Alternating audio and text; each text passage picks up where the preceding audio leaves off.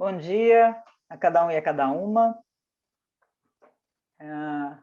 Nós agradecemos muito por vocês terem aceito aí o convite feito pelo APU-BH para hoje a gente conversar aqui, né, nessa reunião que é a nossa quarta reunião preparatória para a próxima Assembleia. A temática que a gente vai conversar sobre ela agora aqui, nessa próxima hora e meia, é a Resolução 1095. Nós temos conosco hoje dois colegas que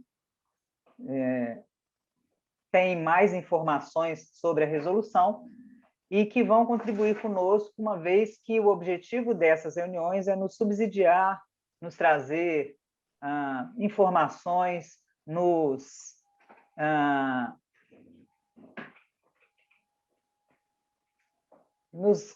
contribuir para que a gente chegue na próxima Assembleia de alguma forma mais familiarizado com essa temática. Assim que os colegas terminarem suas exposições, cada um deles tem até 20 minutos para fazer suas falas, a gente começa a abrir os microfones das pessoas que se inscreverem ali no chat ou que levantarem a mão para fazer o diálogo, né?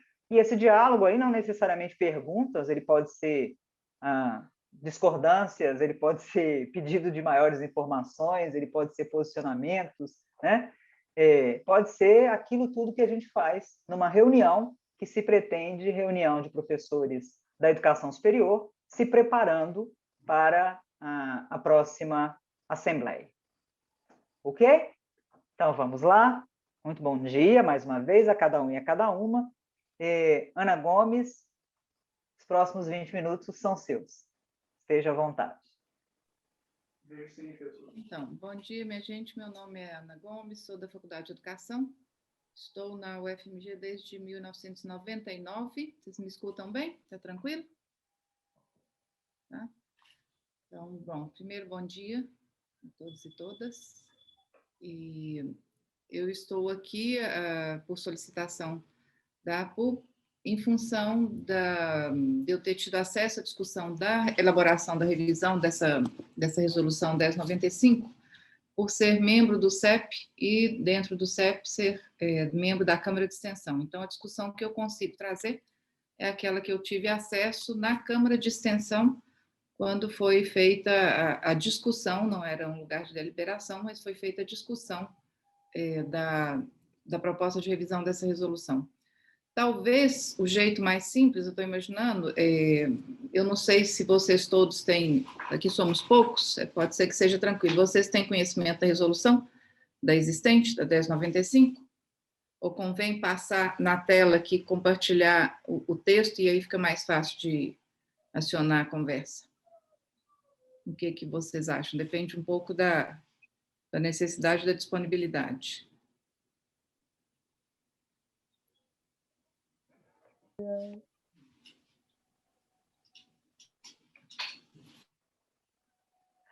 Ô, Ana. Aqui, ó, estão me sugerindo que é melhor, alguns falaram que é para compartilhar, outros falaram que é bom eu fazer um breve resumo. Só para entender, Ana, a sua ideia de compartilhar é para fazermos a leitura? Não, porque aí eu não tem que ficar lendo tudo, mas porque tem alguns pontos. Mas, enfim, deixa eu fazer uma introdução, aí depois a gente vê se melhor, precisa. Melhor. Porque na hora que a gente começa a explicar os detalhes da formulação, como ela é escrita, explicar esses detalhes oralmente, às vezes é meio... leva muito tempo para explicar e não explica bem, né? A gente não fica entendendo do que se trata. Mas, fundamentalmente, é o seguinte: a 1095 é uma resolução que até agora regulava somente as atividades de prestação de serviço, ela passa a ser uma resolução que regula qualquer atividade que tenha recurso externo ao FMG. Então, até então, para quem já deve ter tido experiência, a gente não pagava nenhuma percentual quando captava recurso de pesquisa, quando tinha recurso externo de pesquisa, né? Então, ela passa a incidir sobre os recursos de pesquisa, públicos ou privados, com exceção, tem a cláusula que é a grande dor de cabeça que a resolução 1095 tem gerado nesses anos todos, é que ela era aplicada também especialmente a financiamentos públicos que não poderiam ser taxados. E aí ficava uma incongruência, porque a gente era obrigado a responder à resolução internamente e, do ponto de vista externo, especialmente alguns fundos públicos, geralmente as agências de pesquisa e qualquer tipo de financiamento FNDE, por exemplo, né, não poderia ser taxado. Isso agora fica resolvido, entra uma cláusula que isenta a taxação no caso de recursos públicos que prevenha, que tem vedado essa condição de serem taxados, e o que ela faz, então, é regular nos mesmos termos e com os mesmos percentuais, basicamente, que é 2% para o FMG, 10% para a unidade. A unidade tem liberdade de deliberar como que esses percentuais são distribuídos internamente. Eu vou dar o exemplo da Faculdade de Educação, que é onde eu atuo. Lá a gente divide 5% para a direção, para a unidade como um todo, e 5% para o departamento. É muito comum que, quando se tratem de projetos sociais, esses percentuais possam ser devolvidos ou disponibilizados para aplicação no próprio projeto. Então, o fato de ser taxado ao longo dos anos não implicou necessariamente, né, no uso do recurso só para ressarcimento das despesas da universidade, que a resolução fala disso, né? Seria a taxação é para efeitos de ressarcir o uso que se faz dos equipamentos, das estruturas e mesmo de mão de obra, funcionários, todo mundo que faz a universidade funcionar e nessas condições cria possibilidade para esses projetos serem desenvolvidos. Então, a grande diferença que tem da anterior para a que está sendo votada agora, com muito atraso, a apresentação do texto falou assim de umas 5 tentativas de modificação, porque tinha muita incongruência realmente, é que ela passa a ser aplicada a todos os setores. Tá? Então, prestação de serviço, que faz parte hoje da extensão, ela foi discutida, inclusive, porque quando foi criada, a extensão era quase só prestação de serviço, hoje a extensão é muito mais complexa, tem muitos tipos de atividades, passa a incidir sobre a pesquisa. Bom, basicamente isso. Tá? Então, vou só dar uma observada aqui no texto, se tem mais alguma coisa. E do ponto de vista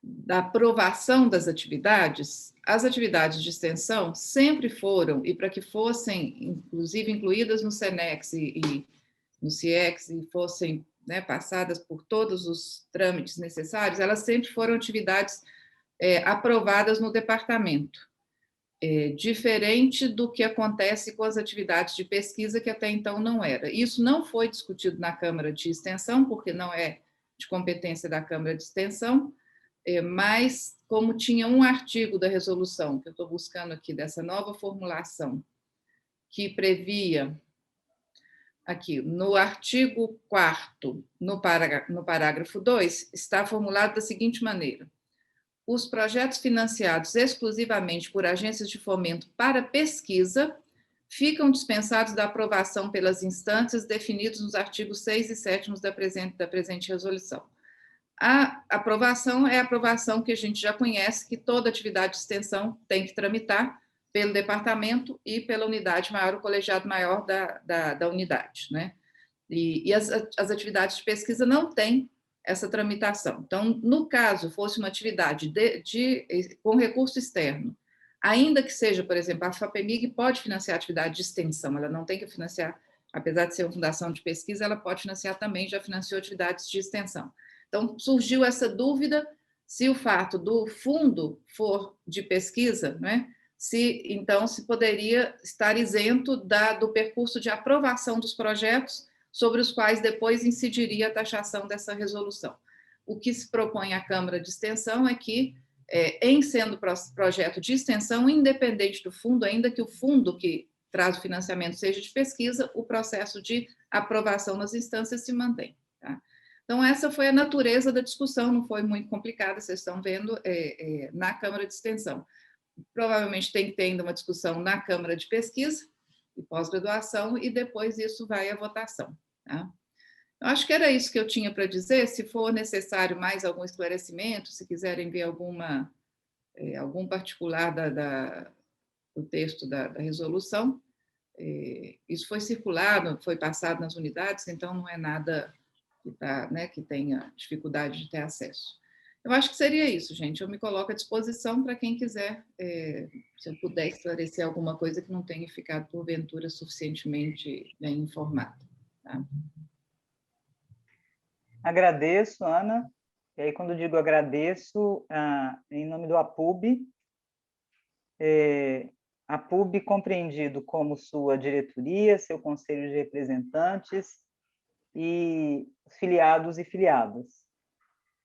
Agradeço sua participação conosco. Peço que as pessoas assinem a lista de presença, para nós é muito importante isso, para que a gente possa observar depois, como temos conseguido fazer até aqui, quem está acompanhando, quem veio uma vez, quem veio todas as vezes, qual que é o número de pessoas que a gente tem hoje, quantas a gente teve hoje mais cedo, e ontem à noite quantas eram, quantas serão hoje à noite, para que a gente possa fazer aí o desenvolvimento mesmo, a construção mais efetiva desse método de preparação para as nossas assembleias. Eu vou passar agora a palavra para o professor, o nosso colega Sebastião Pádua, já agradecendo aqui a ele por esta participação conosco. E já agradeço também ao William, que é membro da comissão que organizou essa série de reuniões preparatórias, por ter sido o responsável aí dos contatos com a professora Ana Gomes e o professor Sebastião Pádua. Sebastião, os próximos 20 minutos são seus. Ok. Então, bom dia a todos e todas. Eu sou do Departamento de Física da UFMG, do ISEX. Sou professor aqui desde 1996 e fui membro da diretoria do APUB, na gestão anterior, e agora estou no Conselho Fiscal. Bom, também agradeço ao William, né, que me convidou e que organizou esse encontro, a Analise, que está coordenando. Eu preparei os slides PowerPoint, eu pensei algo parecido com a Ana, de resumir um pouco a resolução. Eu vou mostrar esses slides, porque ele vai me ajudar a falar um pouco sobre as minhas impressões e várias dúvidas que eu tenho, que eu vou compartilhar mais dúvidas e questionamentos com vocês. Vocês estão vendo os meus slides? Sim. Ok. Bom, então, essa resolução, eu peço para a Analise avisar, então, porque eu não vou ver o seu cartaz. Você pode avisar o tempo, por favor. Bom, ela regulamenta as atividades acadêmicas financiadas com recursos externos do setor público, privado, no âmbito da UFMG. Essas atividades acadêmicas, elas são relacionadas ao ensino, pesquisa, extensão, desenvolvimento institucional, incluídas atividades artísticas, culturais, científicas, tecnológicas e de inovação. E elas são classificadas em duas atividades: institucionais, que vão ser objeto de convênio, acordo, contrato e outros, com a universidade e com fundações de apoio. Essas atividades institucionais devem ser formalizadas mediante projetos, celebrados na forma de acordo, contrato, convênio, instrumento jurídico, podendo ter participação da fundação de apoio. E, se originadas em unidades acadêmicas ou unidades especiais, deverão ser aprovadas pela Câmara Departamental, pelo órgão superior. Isso se relaciona também com outros órgãos, complementar e suplementar, que deve ser aprovado por órgãos colegiados superiores. Se financiados exclusivamente por agências de fomento para pesquisa, ficam dispensados de aprovação pelas instâncias. Então, isso é primeiro, as atividades institucionais. Agora, as atividades diferentes desta previstas aqui, que está no artigo 2º, que são atividades esporádicas, consultorias, assessorias, participação em disciplinas, em projetos de ensino, pesquisa e extensão, atividades individuais, devem ser aprovados pela Câmara ou órgão superior colegiado da unidade ou órgão suplementar. Então, tem dois tipos, institucionais e essas que eu chamaria de individuais, esporádicas. O projeto, então, tem que ser submetido. Esses projetos devem caracterizar seu objeto, suas metas, os resultados esperados, caracterizar a relevância da atividade para a sociedade e para a UFMG, caracterizar a equipe responsável, mínimo de 2/3 de pessoas vinculadas à UFMG, apresentar o orçamento, apresentar os valores de remuneração dos participantes do projeto e valores percentuais a serem repassados à instituição, unidade de departamento, quando for o caso. Então, isso é um ponto para ser discutido. Especificar o uso da infraestrutura, especificar os dados pertinentes aos direitos de propriedade intelectual, quando for o caso, isso está na resolução. Especificar o processo de divulgação e publicação dos resultados, quando não houver restrição.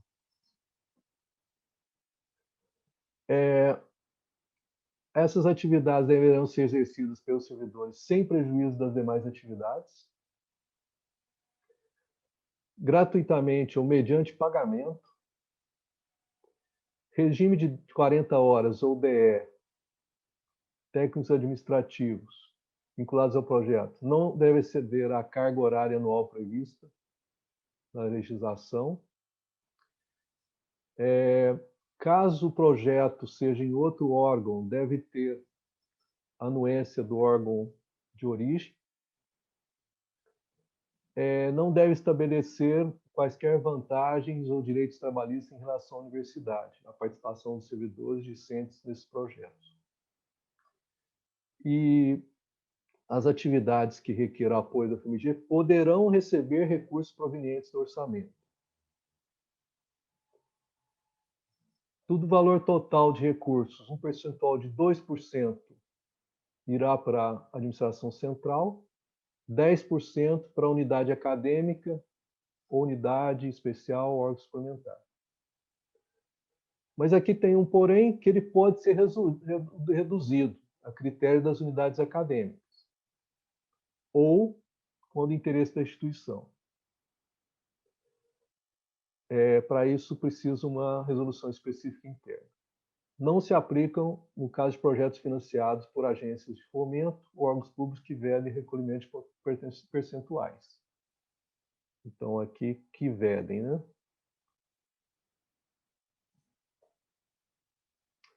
Bom, ela substitui a antiga 1095, de 1995, realizada pelo reitor professor Tomás Haroldo.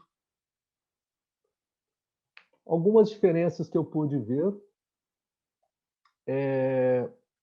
Conceitua-se a de 1095 como prestação de serviço, as atividades de transferência à comunidade do conhecimento gerado e instalado na instituição. Então, esse termo aqui é suprimido, né? Transferência de comunidade do conhecimento gerado e instalado na instituição, incluindo nesse conceito as assessorias, consultorias, sem prejuízo das demais atividades acadêmicas e funcionais. Agora, na nova, aparece apenas atividades funcionais. Explicita bem quais são a carga que não pode ser ultrapassada, 8 horas semanais. Explicita também que não aparece na nova, sendo coordenador do projeto responsabilidade por eventuais danos que lhe foram causados por imprudência, imperícia ou negligência nas instalações. Diz também: o servidor trabalha sob regime de consideração da lei de trabalho, poderá prestar serviço em caráter eventual. Isso é suprimido, né? Caráter eventual. O projeto deve caracterizar a natureza acadêmica da atividade, isso também é suprimido, natureza acadêmica. E também não permite isso que se pode ter um valor menor que esse mínimo aqui. Então, na anterior, isso era exigido, 10% e 2%. Bom, alguns pontos que eu queria discutir com vocês. Bom, é inegável, né, que a universidade pública tem uma função essencial no desenvolvimento social e econômico do país, mediante as suas atividades de ensino, extensão e pesquisa. agora é completamente óbvio, né, explícito durante a pandemia, né? O estudo da Unifei, de 9 de fevereiro de 2021, ele mostra que para cada real que investe na universidade, R$ 3,28 retorna em renda ao longo da vida para o estudante. Então, eles consideraram que 30% desse retorno é pago em imposto ao governo. Isso multiplicado pelo número de formando em um ano significa 214 milhões de reais. Quase o mesmo valor que a universidade recebeu, 218 milhões. Isso é só uma parte, não está considerando toda a mudança no entorno da universidade econômica e todos os ganhos de desenvolvimento científico e tecnológico, que muitas vezes multiplicam esse investimento por muitas vezes, né? Como no caso do ITA, por exemplo, é um caso bem conhecido, né? Relação ITA-Embraer. Cortes. Situação dos cortes. Na PELOA de 2021, nós temos o seguinte: MCTI, 34% menos que 2020. CNPq, 8% menos. FNDCT tem uma campanha agora, 9%, 90% em reserva de contingência. Isso foi vetado, criou uma lei que proibiu a reserva de contingência e foi vetado pelo presidente. Ou seja, o ambiente de cortes aqui está explícito, né, nesse jornal da USP, com dados da SPPC e do orçamento. Então, eu queria fazer algumas perguntas, compartilhar com vocês. Atividades pagas em uma universidade pública.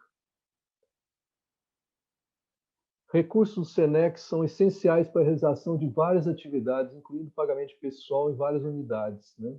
Então, isso é uma realidade nossa, né? Tem unidades que elas não realizariam boa parte das suas atividades. Qual o objetivo dessas atividades acadêmicas? Retorno à sociedade? Ganhos para a universidade na sua pesquisa e ensino com contato com problemas sociais e de setores produtivos? Atrair mais recursos para a pesquisa, pagamento de pessoal, bolsa? Complementação de salários? Qual o impacto disso na precarização da carreira? Piora a qualidade de nossas atribuições previstas pelo acúmulo de outras?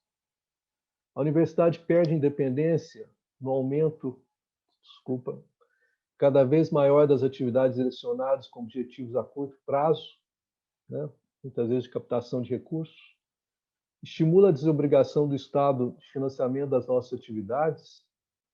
Veja futuros, veja declarações recentes do vice-presidente para cobrança de mensalidades das universidades públicas. Estimula o fim da gratuidade e privatização dos setores da universidade. Leva ao desequilíbrio de financiamento entre as diferentes áreas de pesquisa básica e aplicada, humanidades versus áreas aplicadas, pesquisa básica versus aplicada. Temos que aprender com experiência nesse sentido com outros países, né, que fizeram essas mudanças, né, como o Chile e outros. Desvio das funções da universidade para captação de recursos. Bom, concluindo, a regulamentação é necessária, né? Nós temos uma regulamentação desde 95. É preciso deixar explícitos os objetivos de busca de recursos. Acredito que seria salutar ter um controle intra-unidades, comissão com membro de outras unidades diferentes da original.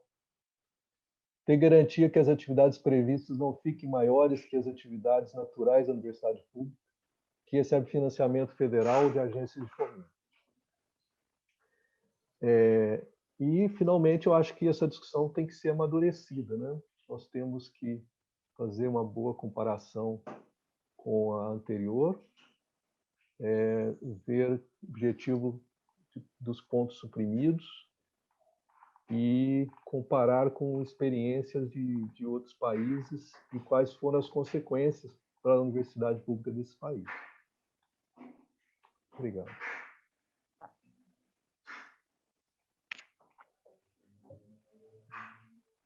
Agradeço, Sebastião,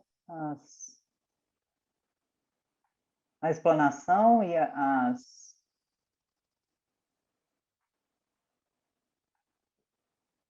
as indagações que você traz aí nos ajuda a pensar. Bom, no chat não temos nenhuma manifestação ainda de pessoas que queiram fazer uso da palavra e nem nas mãos levantadas. Lembrando aos colegas que quem quiser se manifestar agora pode fazê-lo ou levantando a mão ou se inscrevendo aí pelo chat. A primeira pessoa inscrita é a professora Marisa Barbato. Bom dia a todos e a todas, sejam muito bem-vindos e bem-vindas. Agradeço muito as brilhantes exposições da professora Ana Maria Gomes, do professor Sebastião Pádua, bom, eu acho que assim, hoje vai ser muito importante, porque acho que esta seja a primeira discussão, né, que nós temos em relação a este ponto, e acho que temos que ficar muito atentos, né, que aparentemente, né, se apresenta como uma normativa nova, mas não inovativa, né, pelo menos na forma, aparentemente parecia algo mais tranquilo. Na verdade, tem uma série de mazelas, né, que precisamos avaliar, e acho que esse é um primeiro momento. Hoje eu escutei de vocês algumas coisas, né? Eu anotei aqui, acho que também teremos que passá-las ao nosso jurídico, né? Para fazer uma série de avaliações, mas não apenas jurídicas, mas também políticas, né? Porque eu acho que tem duas coisas que agora me vieram, né? Me veio de pensar. Primeiro, esta nova formulação, ela tende, de qualquer forma, a amenizar a condição precária dos professores, a condição que se prospecta como precária dos professores, também em vista das várias reformas administrativas, etc., que estão prospectando a possibilidade também de uma redução salarial de 25%. Né? Então, se por um lado nós temos uma redução de recursos para os servidores públicos, por outro lado, se tenta criar espaços que sejam favoráveis ao grande capital, né, mas que deixe os professores com aquela coisa, né, bom, afinal, temos algumas outras possibilidades. Então, uma forma de criar, de amenizar o estar dos professores, né, dentro das universidades. Essa é a primeira coisa que a gente tem que pensar. Segundo, nós sabemos que nós temos na universidade professores com vínculos diferentes, professores 40 horas, 20 horas, professores 40 horas DE. E é claro que os professores DE são importantes e fundamentais dentro de uma universidade, para a estruturação da própria universidade, da própria pesquisa, para levar em frente, sobretudo, aquelas pesquisas não rentáveis, que não são de interesse da sociedade, né? Que são a pesquisa básica sobre doenças raras, por exemplo. Ninguém tem interesse em pesquisar doenças raras porque os retornos econômicos não são interessantes para o mercado. Então, assim, dentro de uma universidade, os professores DE são importantes também, né? Só que estas novas formulações, me parece que instigam os professores a sair do vínculo DE. Por quê? Porque os DE, os 40 horas, continuam tendo obrigações de ter uma limitação de horários, de horas anuas, né, que pode dedicar a atividades que não sejam propriamente internas ao FMG. Então, tem uma instigação ao desligamento do vínculo de professores DE ou de um tempo mais pleno e dedicado à própria universidade. E, por fim, eu chamaria a atenção sobre o fato que a perspectiva é de uma quebra da solidariedade de classe, porque se cria professores e pesquisadores de série A e de série B, sendo que normalmente, quem receberá recursos externos, provavelmente, na grande maioria, não exclusivamente, claro, serão professores das áreas das ciências exatas, enquanto as áreas da humanidade ficarão um pouco num cantinho nesse sentido. É claro que isso não contribui à unidade, que é aquilo que nós precisamos nesse momento para derrotar esse governo que somente ataca a classe trabalhadora em todos os momentos, em todos os espaços, todos os dias nós temos novidades, né? Então, acho que é isso, eu queria somente colocar essas questões sobre as quais refletir enquanto os nossos convidados estavam, né, trazendo para nós as colocações deles. Então, é isso que eu queria colocar também em debate, se for possível, porque acho que são coisas importantes, não apenas a questão jurídica, mas a questão política. Obrigada. Obrigada, Marisa. Ana Gomes, você solicitou fazer complementações? Esteja à vontade. Então, eu queria colocar para os colegas uma distinção, para mim, muito forte entre financiamentos externos, e isso significa CAPES é financiamento externo, CNPq é financiamento externo, FAPEMIG é financiamento externo. Eu posso ser, não sou das mais antigas na universidade, né? Cheguei em 99, muitos de vocês podem ter chegado antes. Não tem nenhuma atividade de pesquisa ou de extensão inerente às nossas atividades acadêmicas que sejam financiadas sem fundos externos. O custeio da universidade nunca deu conta de nos financiar. O custeio da universidade, nesses últimos 30 anos, um pouco antes da minha entrada até agora, nunca foi suficiente para bancar a pesquisa. Então, eu não sei exatamente do que a gente está falando, e eu acho que a gente tem que tomar cuidado em dizer que agora vai ser criada uma distinção. Está sendo criada uma distinção de outra ordem, eu concordo plenamente. Estão querendo privatizar os financiamentos, isso é outra coisa, né? Essa resolução, ela funcionava de uma forma ambígua, porque ela falava só de prestação de serviço, e aí, por exemplo, ela mascarava, na forma como ela estava, uma encomenda de pesquisa que acabava podendo ser revestida como prestação de serviço para receber um financiamento externo. Então, agora a gente tem que dizer muito claro, o projeto de pesquisa vai ser pago por privado, isso tem que ficar claro. Tá? Então, eu queria distinguir o fato de que essa resolução ela tem uma série de elementos que ela não dá conta porque não é da competência dela. A gente tem que ver isso em outro lugar, né? Os financiamentos de pesquisa, os financiamentos da atividade de extensão, quem trabalha... Ixi, congelou aí, Ana.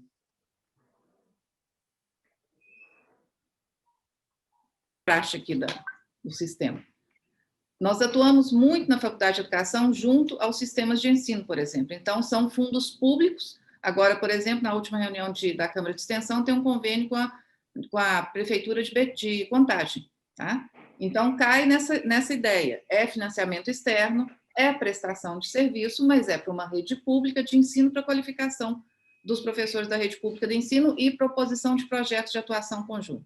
Então, eu acho que a gente tem que olhar com atenção dois movimentos, duas situações, não são nem duas, não, mas vão aqui para efeitos de raciocínio. Nós estamos sofrendo um absurdo desmonte da estrutura de pesquisa e de investimento científico nesse país, não tem a menor dúvida, né?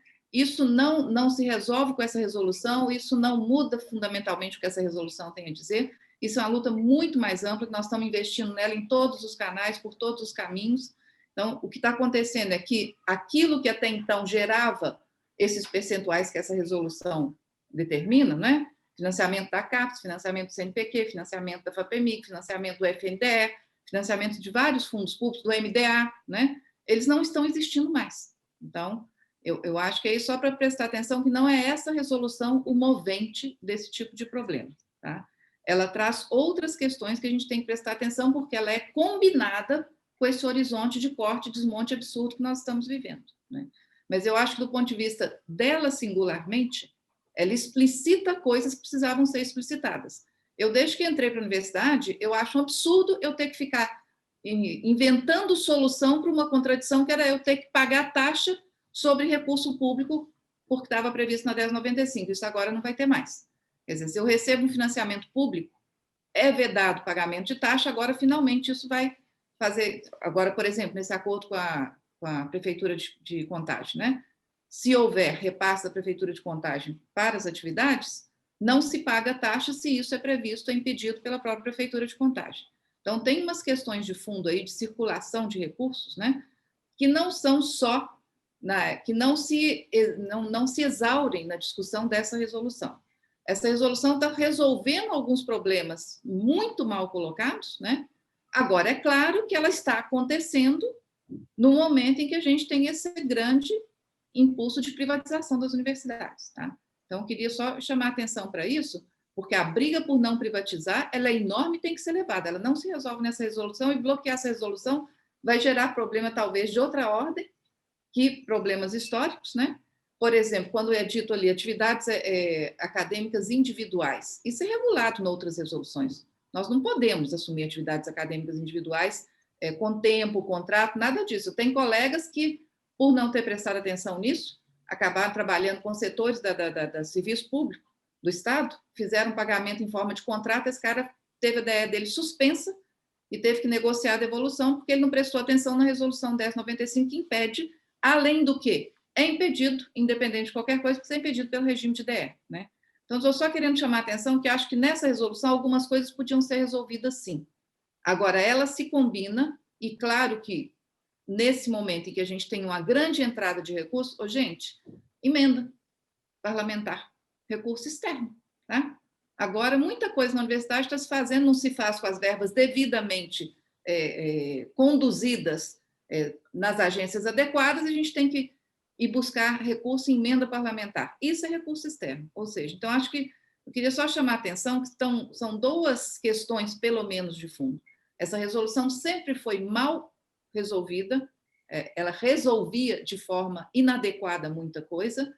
Eu atuo no campo das ações afirmativas, que foi um campo que, ao longo de décadas agora, nós tivemos que atuar sempre com recurso externo, porque isso não estava previsto na LOAS. Tá? Então, muita coisa que hoje é recurso, vou dar um exemplo para vocês, bolsa de permanência de estudante indígena e quilombola.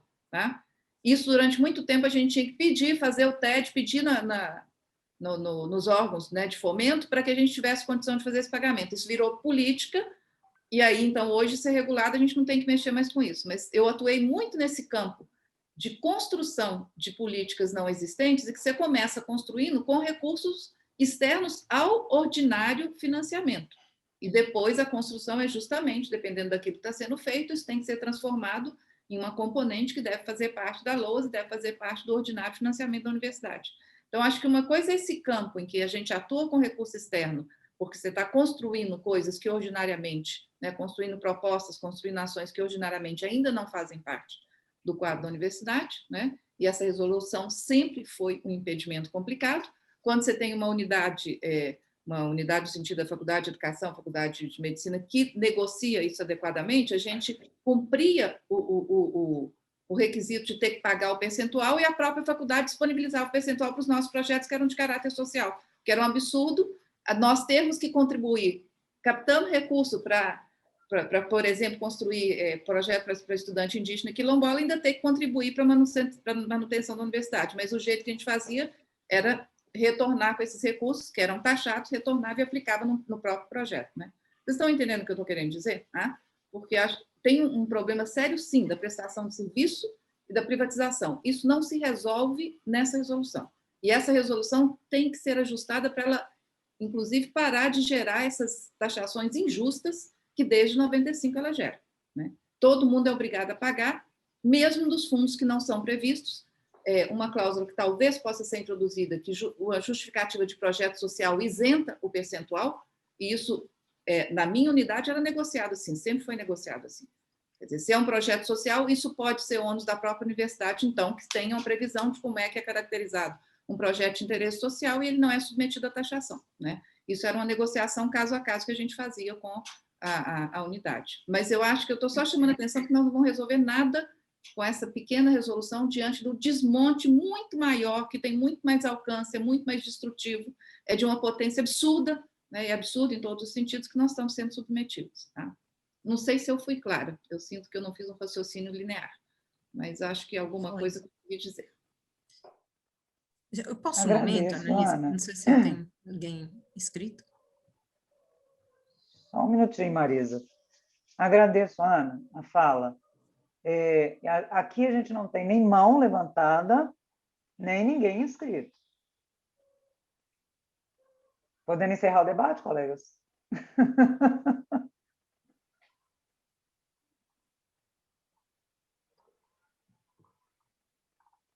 Bom,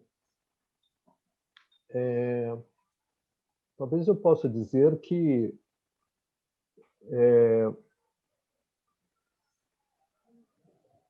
se ela resolve alguns problemas de financiamento, né, com recursos, de repasse de porcentagens de recursos públicos e outros problemas que levavam a você renomear os projetos como sendo para que se inserisse na 1095, né?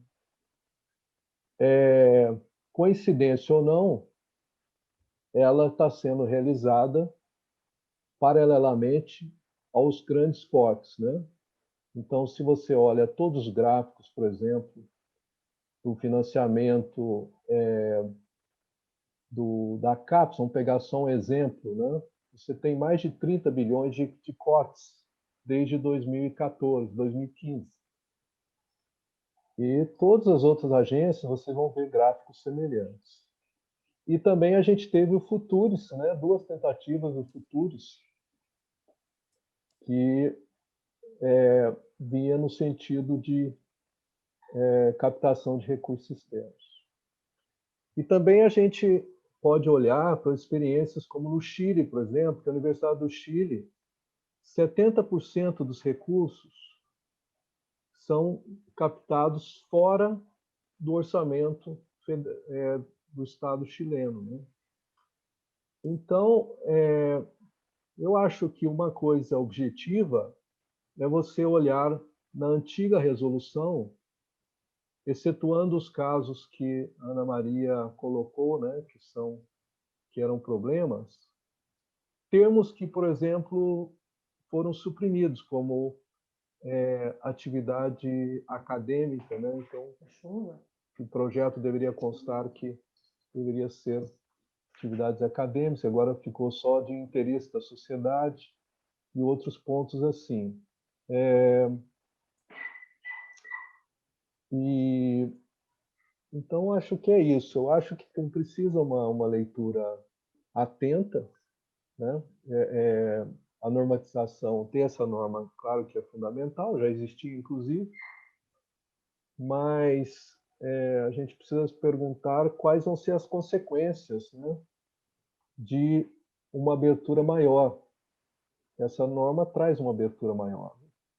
Então, até que ponto isso não pode levar a um interesse de professores em ter complementação salarial, prejudicando a carreira, prejudicando a universidade, né, prejudicando o ensino, prejudicando a pesquisa, extensão, e também que a gente simplesmente continue com o mesmo volume de recursos, somente diminuindo cada vez mais o orçamento, né, e obrigando a sair por aí com o pires na mão, né, para conseguir recursos externos para financiar as nossas atividades, né?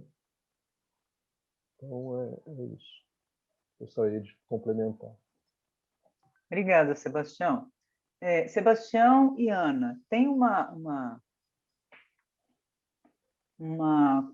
ponderação feita aqui no chat, eu vou lê-las para vocês, do colega Dimas Gazola.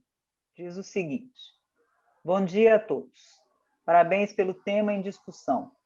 Estou com problemas de imagem e som para participar, mas gostaria de manifestar com uma consideração inicial para esta discussão. Penso que a discussão não deve ser apenas de forma, mas, sobretudo, dos princípios pelos quais a UFMG deva pautar suas ações de interação com a sociedade. Trata-se de assunto que delimita o conceito de serviço público e a forma como a instituição UFMG se interage com a sociedade. A proposta encaminhada apresenta novos conceitos que necessitam ser melhor esclarecidos para uma real compreensão da proposta. Uma discussão ampliada sobre o assunto proporcionaria um melhor entendimento dos objetivos que se pretende com a readequação da Resolução 1095, que, a princípio, não ficou claro. Obrigado. Deixa eu ver se tem mais alguma coisa. Não, dele é isso. Vocês querem trazer alguma fala sobre essa questão que ele coloca? E se compreendia da necessidade de que a própria UFMG puxe aí uma discussão mais ampliada sobre essa temática, em que seja possível um melhor entendimento dos objetivos que se pretende com essa readequação da 1095. Não sei, Ana, se tem alguma proposta já de alguma outra discussão a respeito? Sabe se algum órgão está pensando nisso? Em puxar alguma... Eu não sei, mas, por exemplo, que me conste, a 1095 nunca autorizou ninguém, a quantidade de horas de extensão é 8 horas semanais, não pode ser mais que isso. Eu não saberia dizer, mas está regular, talvez seja o caso de levantar. Quais instrumentos regulam, por exemplo, eu sei que tem limite, o professor não pode ganhar uma bolsa, um pagamento acima de um certo valor. Eu lembro da gente ter problema na PJ, manda para aprovação, porque no caso da extensão, tudo isso é muito mais regular. No caso da pesquisa, não. Então, se hoje um professor pegar um financiamento privado e receber um valor alto, essa resolução não regula isso. Ela não regula o percentual, a relação, né, do salário, né, com o recebimento da pesquisa. Ela está regulando só o percentual sobre aquilo, sobre o valor que entra. Mas tem outros lugares, tem outras instâncias, e que a gente tem que saber, eu não sei se isso está sendo modificado, até onde eu sei, nós sempre atuamos com limitações. A DE não foi modificada porque a gente estava pagando percentual da 1095. Você tem limitação de atuação e você tem limitação, inclusive, de remuneração. Tá?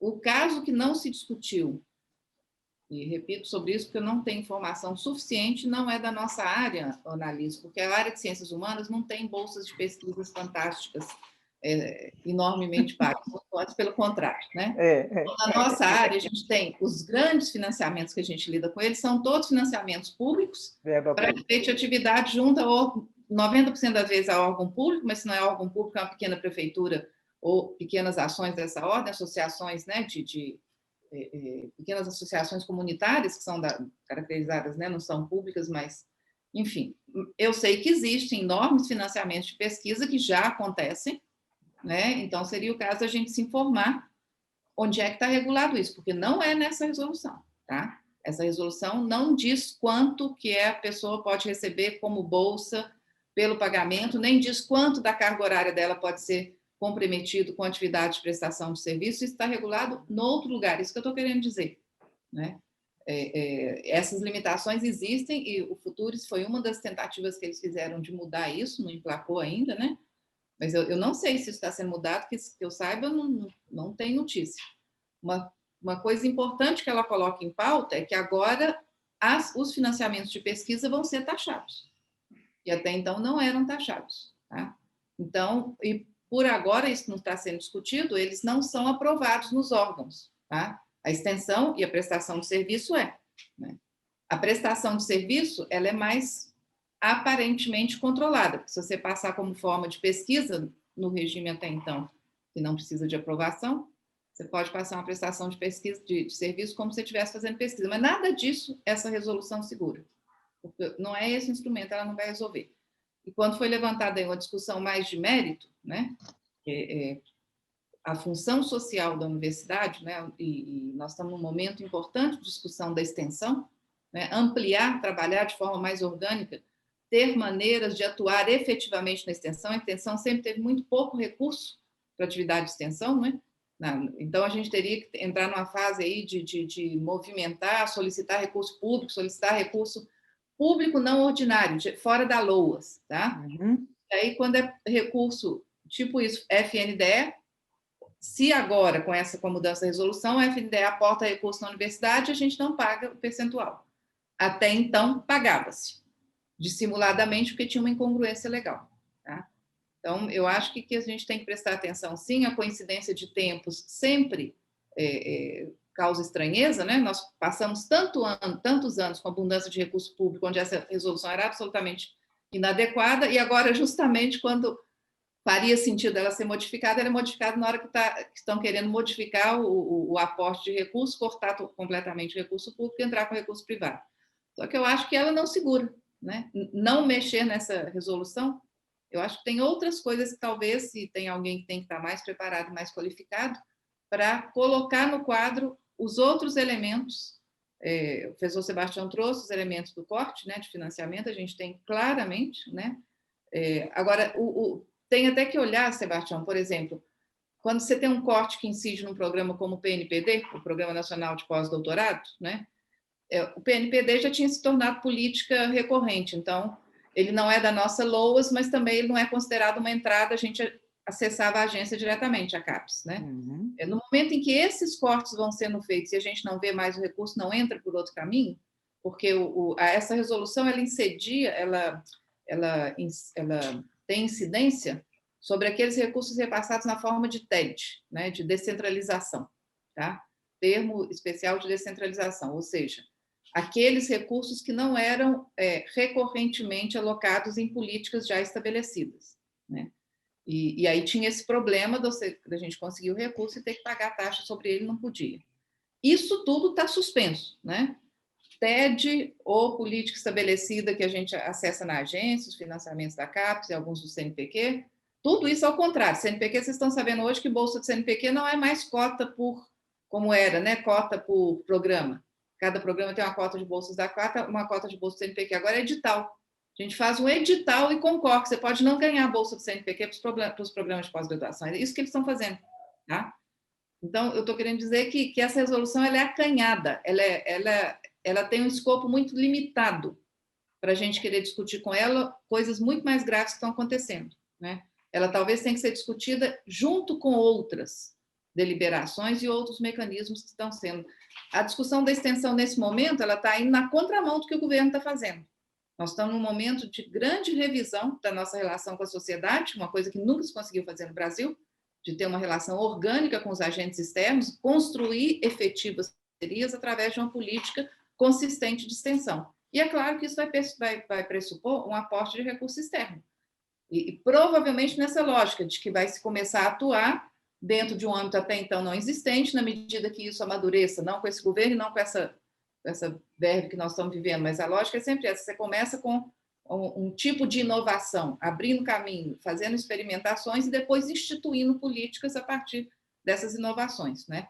Essas inovações, e repito, dentro da própria universidade, por exemplo, inovações no campo da ação afirmativa, elas requerem um aporte adicional de recursos, que entrariam no escopo dessa resolução, tá? Mas estou falando de um quadro anterior, que nós estamos agora num quadro de que não existe financiamento para nada. Nos cortaram todos os recursos, reduziram a menos de 1/10 a maior parte dos nossos projetos de ações afirmativas que tinham se tornado políticas recorrentes, né?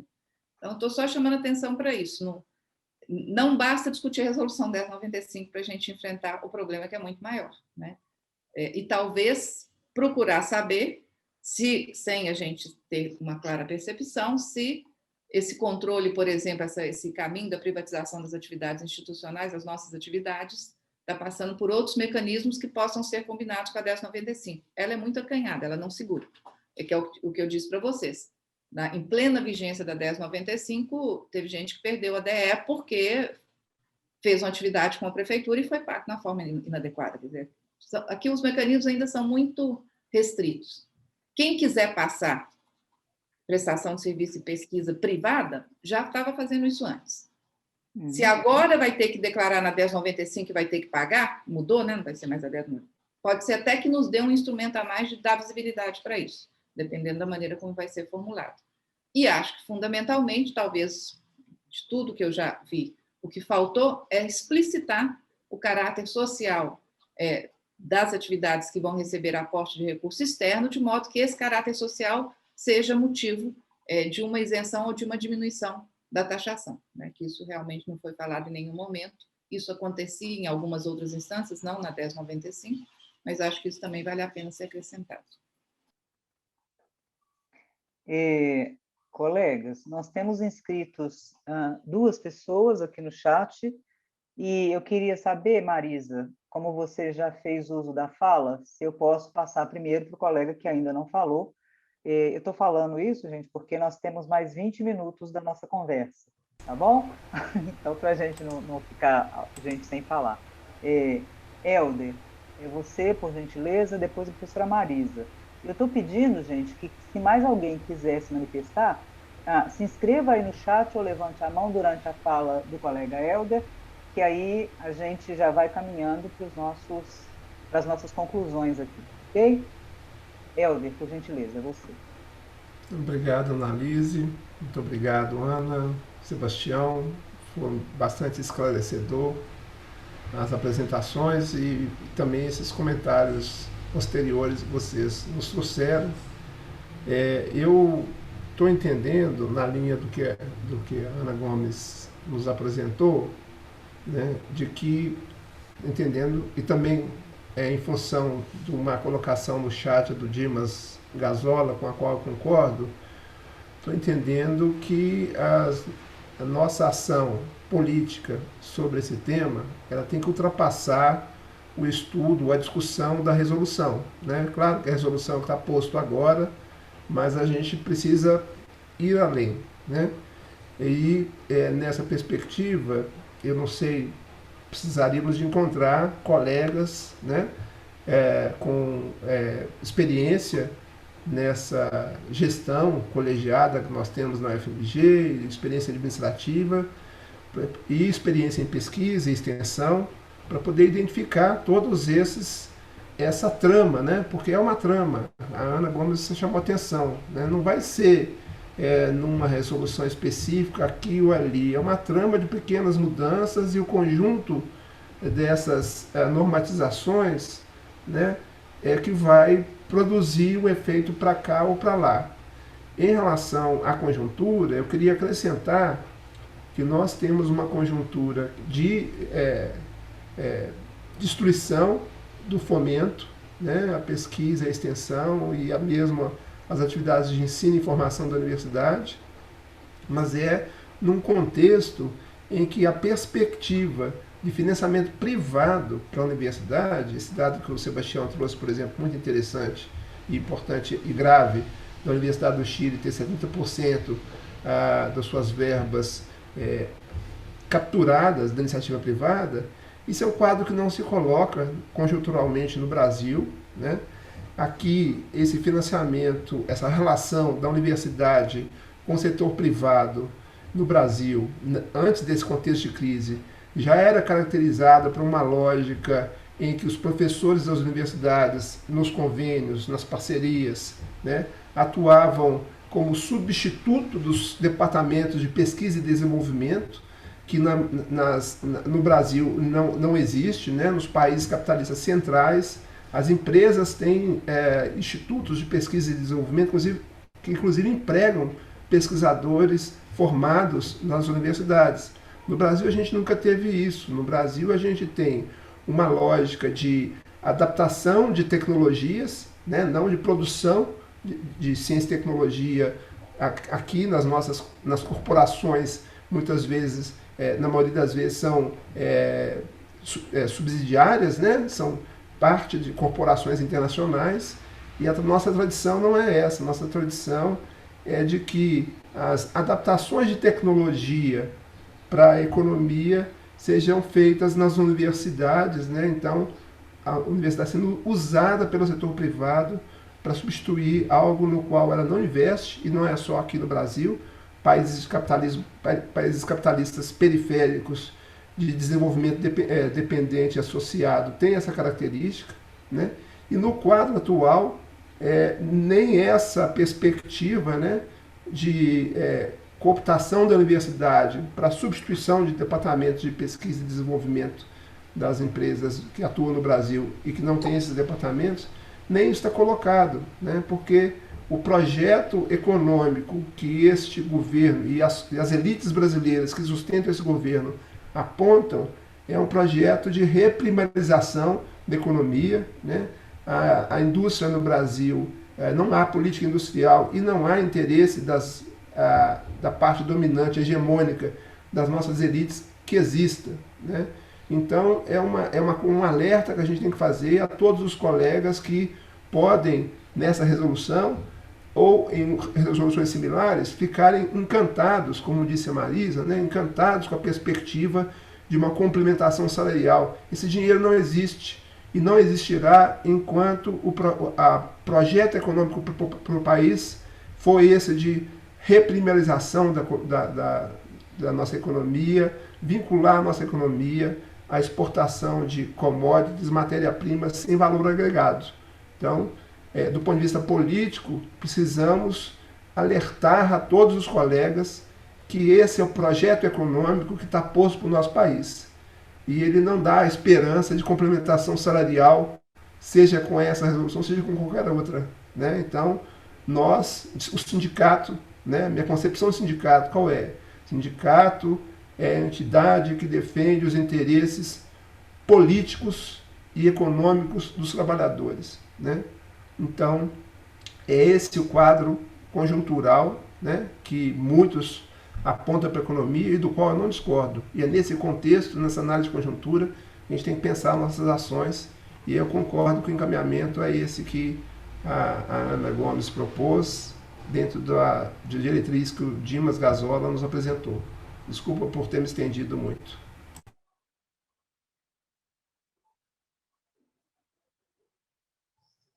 Ok, Helder, agradeço a contribuição. Marisa? Então, aqui, dialogando, né, com quem me antecedeu, é claro que o que me preocupa são os financiamentos externos privados, não os financiamentos públicos, que agora, sim, são bem reduzidos, de verdade, mas é justamente esta tentativa de transferência, se acontecerá, né, que também não sabemos quanto vão compensando os financiamentos privados, os financiamentos públicos que são retirados, né?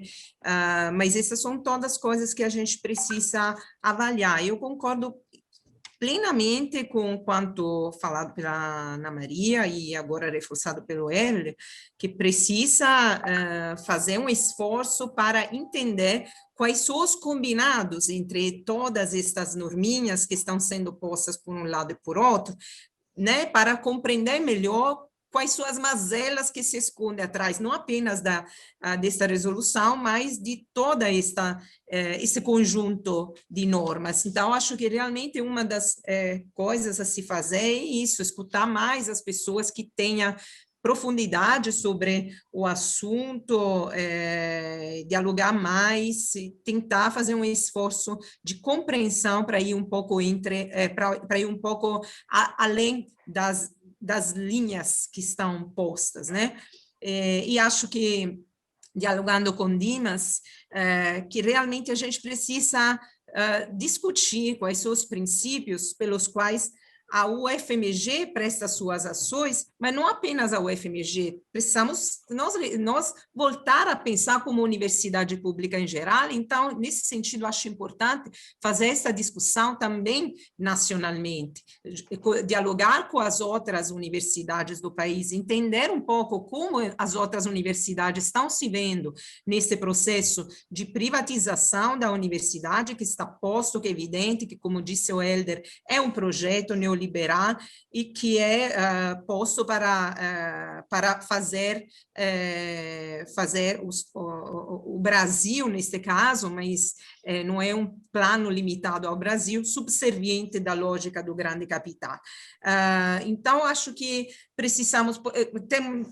Tem uma questão que me deixa ainda sem... Fico ainda sem entender bem quais serão as consequências de tudo isso, mas quando a norma muda, não é apenas mais prestação de serviços, mas é pesquisa, extensão, enfim, contempla tudo dentro desta possibilidade de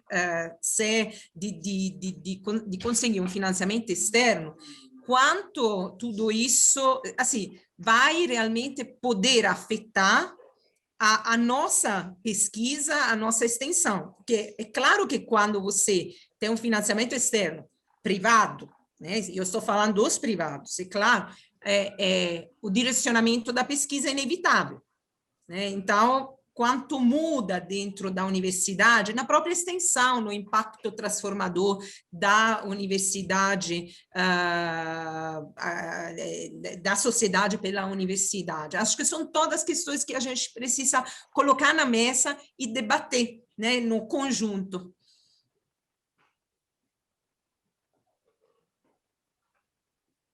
Ok, Marisa. Aqui nós não temos mais nenhuma inscrição, nem mãos levantadas, nem pedido de fala no chat. Então, vou devolver a palavra para a Ana, para o Sebastião, para que eles façam aí o diálogo com as questões trazidas pelo Helder e pela Marisa, e já façam suas considerações finais, ok? Vamos lá?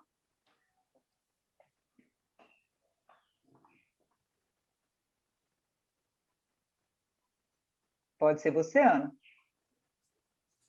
Posso? Bom, eu sugeriria que,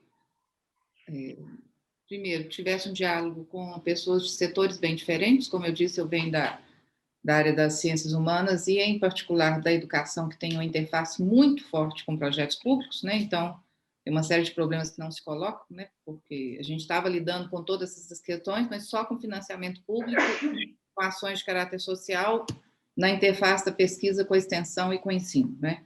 Mas seria o caso de ver, por exemplo, áreas que têm um histórico de prestação de serviço, o que impacta. Então, chamar colegas da área da saúde, da área das engenharias, né? Esses setores que têm aí um histórico de prestação de serviço, o que muda com essa, o que muda, o que necessariamente já tinha que ter sido mudado e precisa ser adequado, mas o que está em jogo nesse momento, né?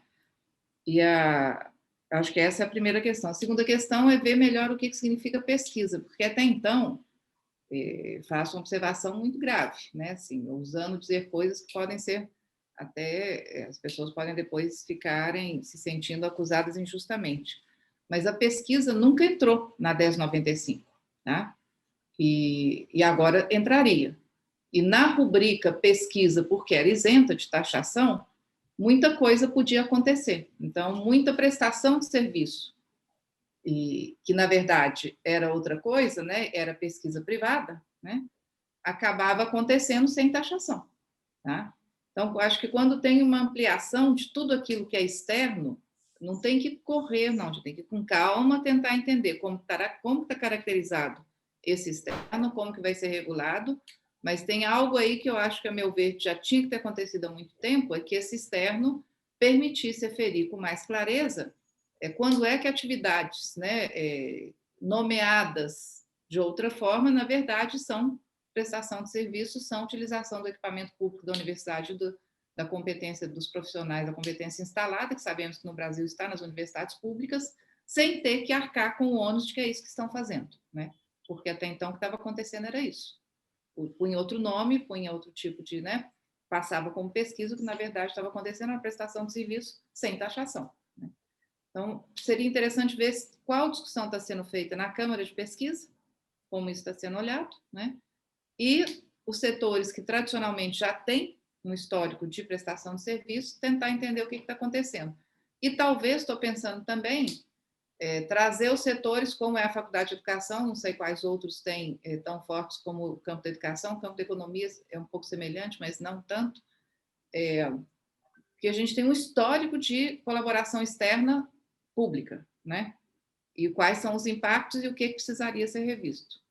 Né? E isso nós estamos só sentindo que está sendo brutalmente cancelado, né? Está sendo completamente desconstruído e cancelado. Acho que a palavra, né, está sendo desconstruído de uma forma muito brutal.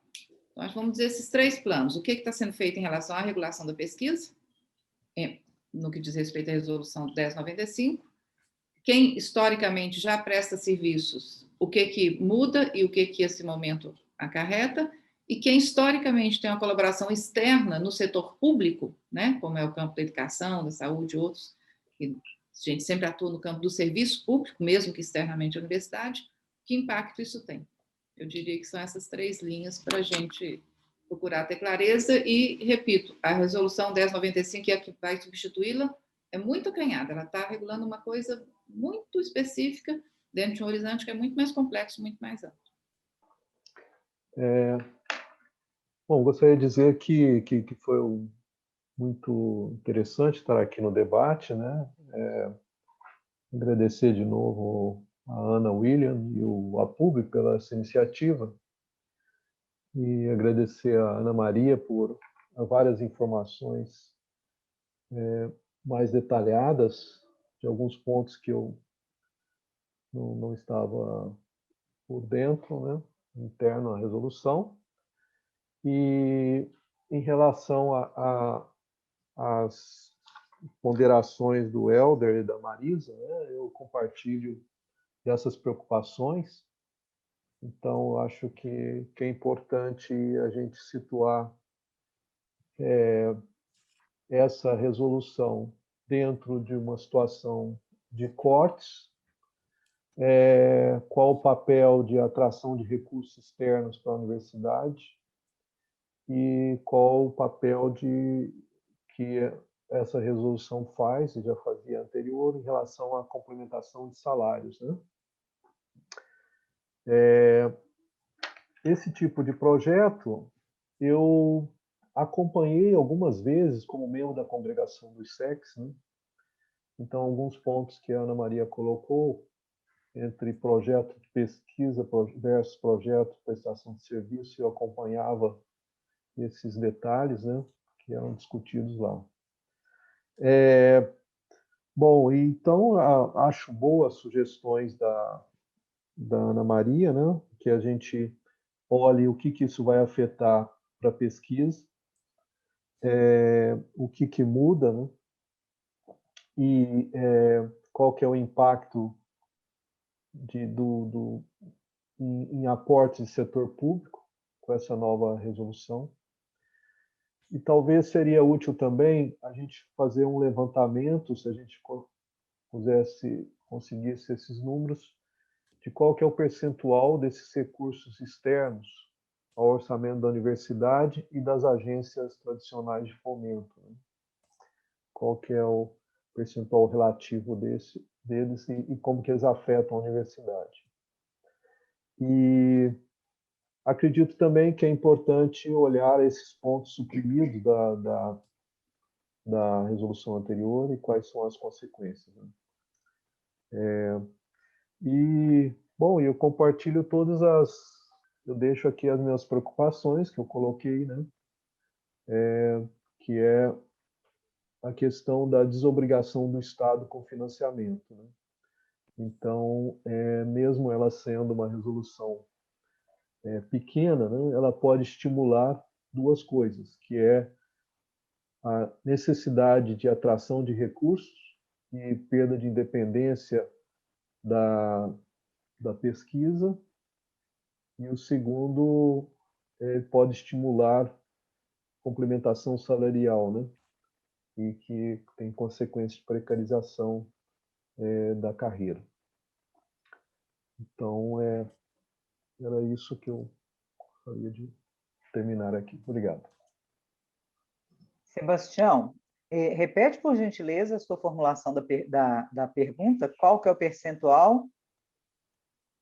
O percentual, esses recursos externos que são normatizados pela 1095, a anterior e essa nova,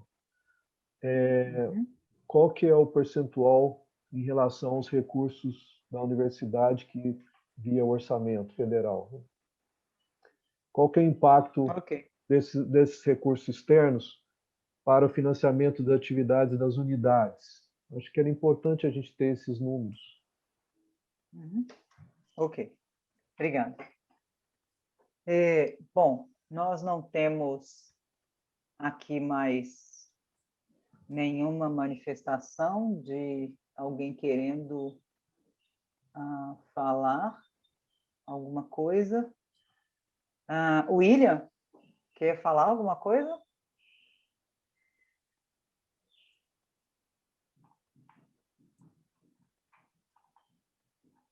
O colega William é integrante da comissão organizadora das reuniões preparatórias e foi aí o responsável pelo contato com os colegas Ana Gomes e Sebastião Pádua. Daí por isso que eu estou perguntando especificamente se ele quer fazer alguma fala aqui.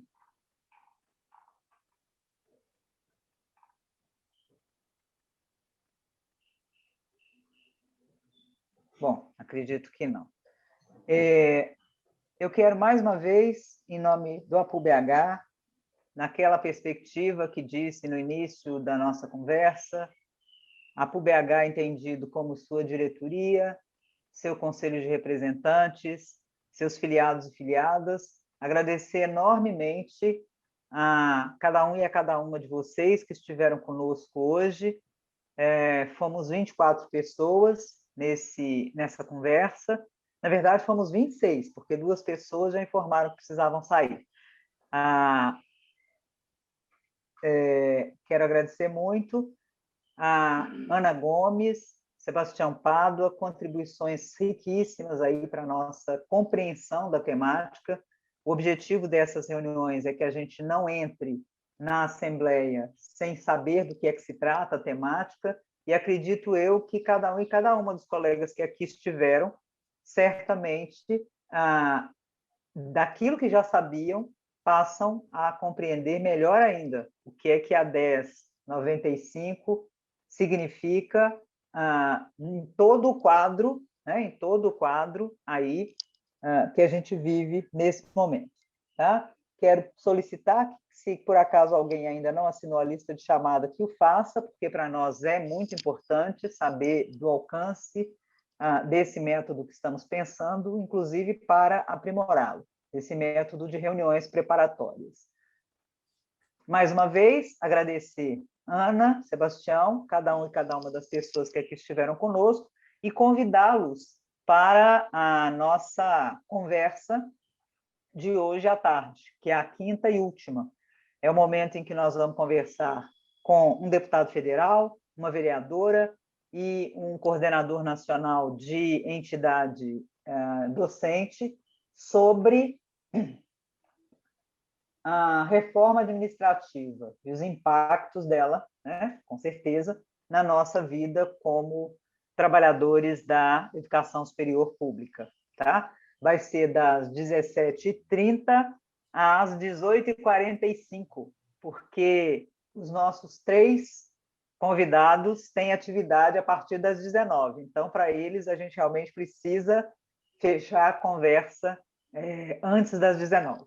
Ok? Agradeço, então, a cada um e a cada uma. Nos vemos aí no final da tarde.